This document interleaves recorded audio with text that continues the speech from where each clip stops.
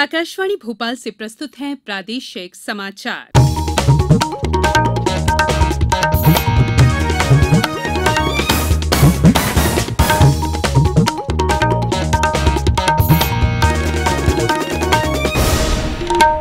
नमस्कार, समाचारों के साथ मैं संयुक्ता बनर्जी।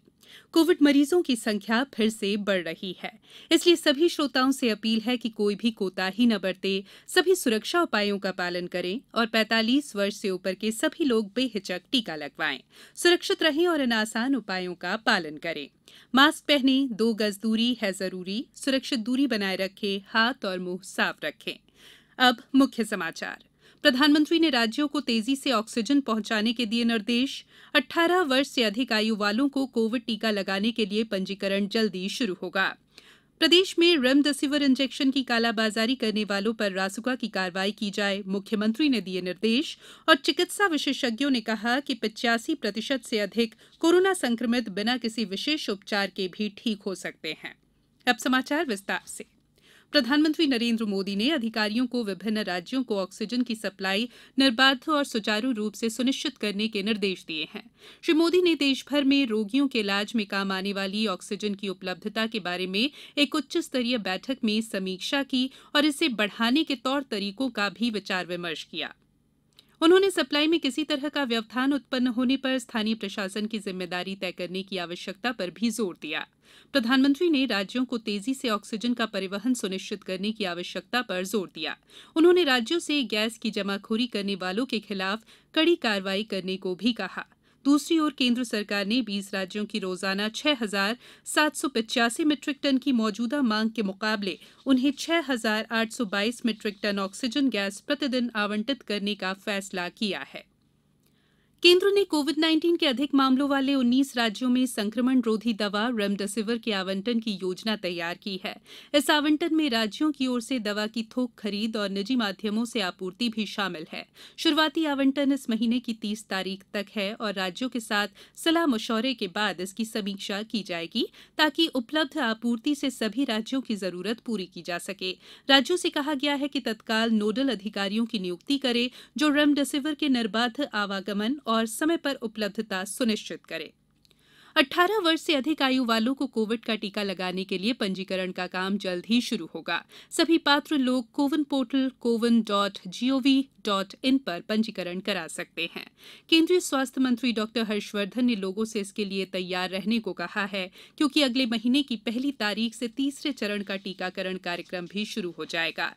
इस चरण में भारत सरकार के टीकाकरण केंद्रों में पहले की तरह स्वास्थ्य कर्मियों, अग्रिम पंक्तियों के कार्यकर्ताओं और 45 वर्ष से अधिक के लोगों सहित पात्र लोगों को मुफ्त टीका लगाया जाएगा। इस दौरान वैक्सीन निर्माता केंद्र सरकार को प्रतिमाह 50% आपूर्ति करेंगे, जबकि शेष 50% टीकों की आपूर्ति राज्यों और खुले बाजार में उपलब्ध कराने के लिए स्वतंत्र होंगे। देश में कोविड महामारी की दूसरी लहर में कई राज्यों और केंद्र शासित प्रदेश में संक्रमित लोगों की संख्या में रिकॉर्ड वृद्धि हो रही है। स्वास्थ्य मंत्रालय के अधिकारी ने बताया कि पिछले 24 घंटों में अब तक के सबसे अधिक रिकॉर्ड 3,14,000 से अधिक लोग संक्रमित हुए। इन्हें मिलाकर अब संक्रमित लोगों की संख्या 1,59,00,000 से अधिक हो गई है।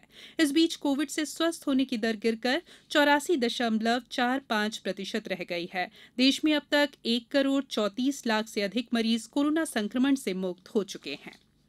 राज्य सरकार द्वारा कोरोना के नियंत्रण और उपचार की व्यवस्थाओं के लिए प्रभावी कदम उठाए जा रहे हैं।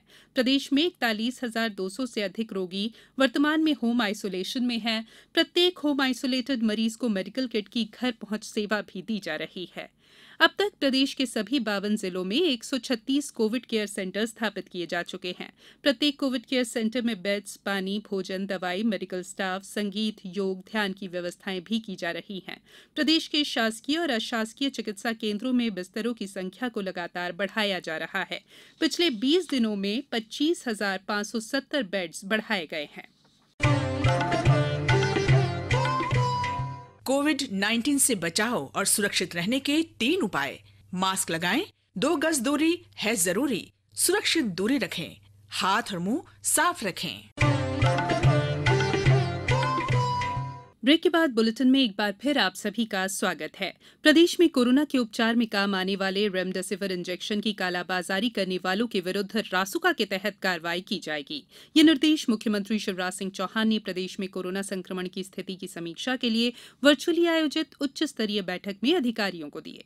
उन्होंने कहा कि ऑक्सीजन आपूर्ति के संबंध में गलत अफवाह उड़ाने वालों और भ्रामक जानकारियां देने वालों के खिलाफ भी कार्रवाई की जाए।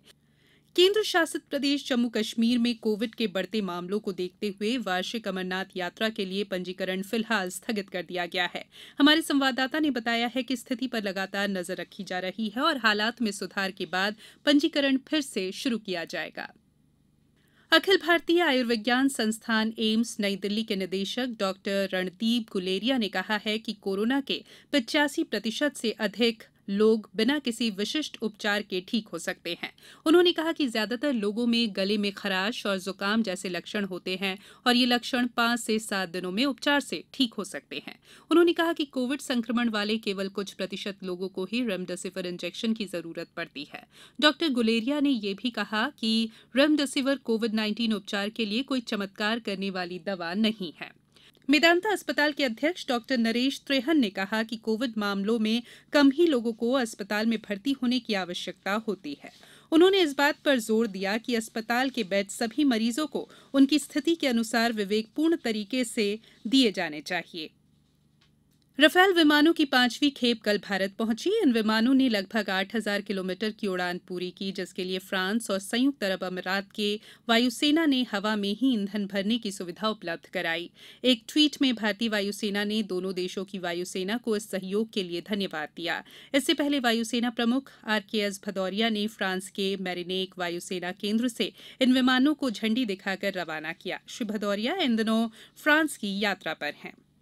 IPL क्रिकेट में आज रॉयल चैलेंजर्स बैंगलोर का सामना राजस्थान रॉयल से होगा। ये मैच मुंबई के वानखेड़े स्टेडियम में अब से कुछ देर बाद शाम 7:30 बजे से शुरू होगा। कल चेन्नई सुपर किंग्स ने कोलकाता नाइट राइडर्स को 18 रन से हरा दिया। मुंबई के वानखेड़े स्टेडियम में चेन्नई ने 220 रन का विशाल स्कोर खड़ा किया। कोलकाता नाइट राइडर्स 19 ओवर और एक गेंद में 202 रन ही बना सकी। इससे पहले एक अन्य मैच में सनराइजर्स हैदराबाद ने पंजाब किंग्स को 9 विकेट से हराया। पंजाब की टीम ने 19 ओवर 4 गेंद में 120 रन बनाए। हैदराबाद ने 18 ओवर 4 गेंद में ही जीत का लक्ष्य हासिल कर लिया। अंत में बुलेटिन के मुख्य समाचार एक बार फिर। प्रधानमंत्री ने राज्यों को तेजी से ऑक्सीजन पहुंचाने के दिए निर्देश। 18 वर्ष से अधिक आयु वालों को कोविड टीका लगाने के लिए पंजीकरण जल्दी शुरू होगा। प्रदेश में रेमडेसिविर इंजेक्शन की कालाबाजारी करने वालों पर रासुका की कार्रवाई की जाए, मुख्यमंत्री ने दिए निर्देश। और चिकित्सा विशेषज्ञों ने कहा कि 85% से अधिक कोरोना संक्रमित बिना किसी विशेष उपचार के भी ठीक हो सकते हैं। इस बुलेटिन में फिलहाल इतना ही। अंत में एक अपील, हमेशा ध्यान रखें, मास्क और 2 गज की दूरी, हाथ धोना भी है जरूरी। नमस्कार।